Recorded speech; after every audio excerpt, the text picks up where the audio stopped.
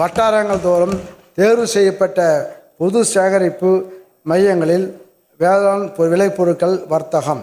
அறுவடை காலங்களில் அதிக வரத்துள்ள ஒழுங்குமுறை விற்பனை கூடங்களில் வரத்தினை ஒழுங்குபடுத்தவும், வேளாண் விளைபொருட்களை எளிதில் சந்தைப்படுத்த ஏதுவாகவும் ஒழுங்குமுறை விற்பனை கூடத்தின் நீட்சியாக வட்டாரந்தோறும் பொது சேகரிப்பு மையங்கள் தேர்வு செய்யப்பட்டு வர்த்தகம் மேற்கொள்ள வழிவகை செய்யப்படும். உழவர் உற்பத்தியாளர் நிறுவனங்களுக்கு பொருளீட்டு கடன்.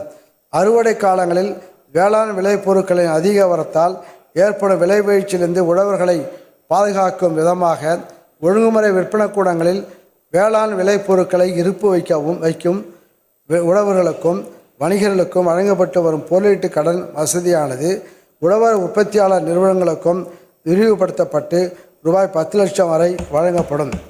வேளாண் விளைபொருட்களுக்கு தனித்துவ புவிசார் குறியீடு. தனித்துவ அடையாளமான புவிசார் குறியீட்டுடன் கூடிய வேளாண் விளைபொருட்கள் உலகளவில் பெரும்பாலான மக்களால் அறியப்படுவதால் அவற்றின் சந்தை தேவை அதிகரிப்பதுடன் ஏற்றுமதிக்கான வாய்ப்பும் ஏற்படுகிறது.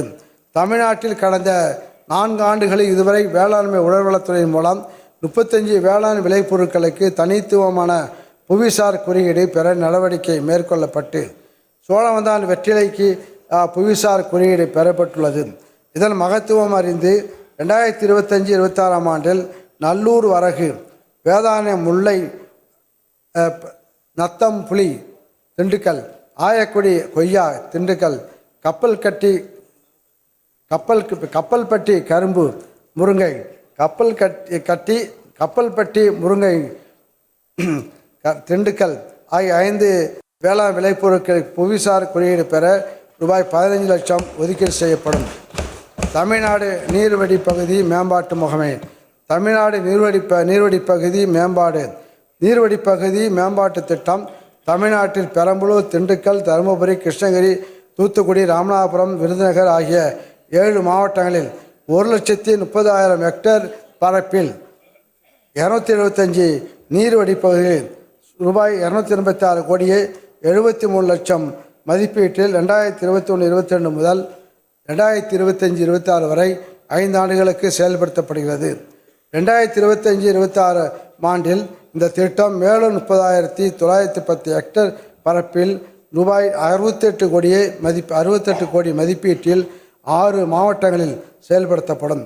கிருஷ்ணகிரி, தருமபுரி, திண்டுக்கல், ராமநாதபுரம், விருதுநகர், தூத்துக்குடி ஆகிய மாவட்டங்களில் உள்ள நீர்வழி பகுதிகளில் தடுப்பணைகள், கசிவுநீர் குட்டைகள், பண்ணை குட்டைகள், கிராம நீர்வரத்து வாய்க்கால்கள் மற்றும் ஊரணிகளை தூர்வாறுதல் போன்ற பணிகள் செயல்படுத்தப்பட்டு இக்கிராமங்களின் நீர்வளத்தை பெருக்கவும், தோட்டக்கலை பயிர்கள், பண்ணை காடுகள் அமைக்கவும், உயிர்மை வேளாண்மையை ஊக்குவிக்கவும் நடவடிக்கைகள் மேற்கொள்ளப்படும்.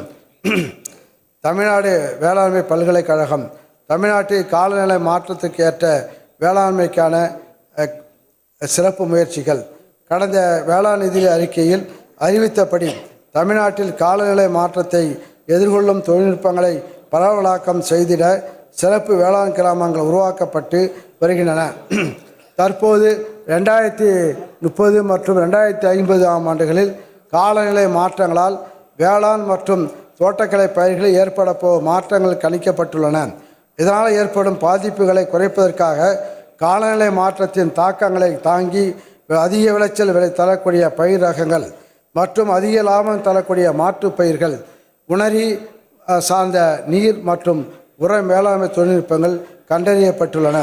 இத்தொழில்நுட்பங்களை உழவர்களிடையே பரவலாக்கம் செய்த வட்டாரத்திற்கு ஒரு கிராமத்தில் மாதிரி பண்ணைகள் அமைத்து செயல் விளக்கம் அளிக்கப்படும்.